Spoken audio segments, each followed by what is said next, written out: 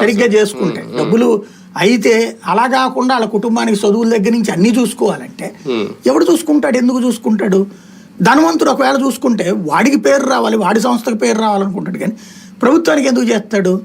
దాంతో ఏమైపోతుంది, ఈయన ముందే అప్పుడేది స్టేట్మెంట్లు వీళ్ళ పత్రికలోనే వచ్చినాయి, ఎగబడిపోతున్నారని వీళ్ళే రాశారు, మార్గదర్శులు ఎగబడిపోతున్నారు, మనం ఏమైపోతుందని.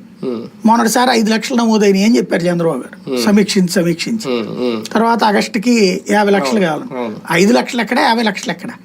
వీళ్ళు ఇంతకు ముందే చిన్న తేడా చూడాలా, అన్న క్యాంటీన్లకి విరాళాలు అన్నారు, ఆ రోజున ఏదో ఇచ్చేసారు, అదిగో జనాలు ఎగబడిచ్చేస్తున్నారు అన్నారు.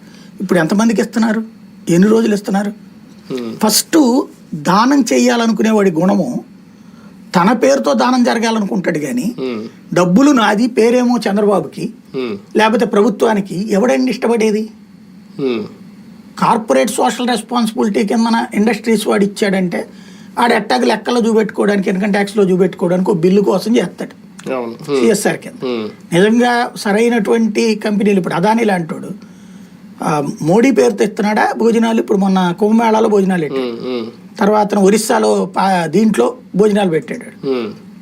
అదానీ పేరు మీద పెట్టాడు కానీ నరేంద్ర మోడీ పేరు మీదనో యోగి ఆదిత్యనాథ్ పేరు మీద పెట్టలేదుగా.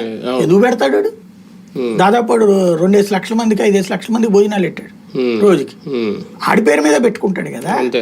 పెద్ద కంపెనీలు ఏ చిన్న చితక వాళ్ళని బెదరేయచ్చు, మనం పెట్టుకో అని చెప్పేసి. అట్లాగే ఇక్కడ జరుగుతుంది. ఇక్కడ సమస్యల్లో ఏంటంటే ఏం చెయ్యాలో అర్థం కాకపోవడం కాదు,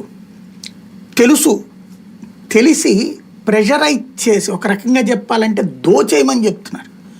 ఇప్పుడు ఇవాళ ఎక్సైజ్ వాళ్ళకి పెట్టారట, ఎక్సైజ్ వాళ్ళు అంట మద్యం షాపుల వాళ్ళందరికీ ఒక్కొక్కడిని 10 మందినో 20 మందినో దత్త తీసుకోమని చెప్తారట. మద్యం వ్యాపారస్తుడు నిజంగా ఆత్మహత్య చేసుకోవడం ఒకటే తక్కువ వాడికి. ఎట్ట తయారైంది? ముందేమని రాశారు, 20% వాళ్ళకి లాభం అన్నారు, అందుకని బోర్డు అంతమంది పెట్టారు. అప్లికేషన్స్ అయిపోయాక, అప్లికేషన్ డబ్బులు తినేశాక అప్పుడు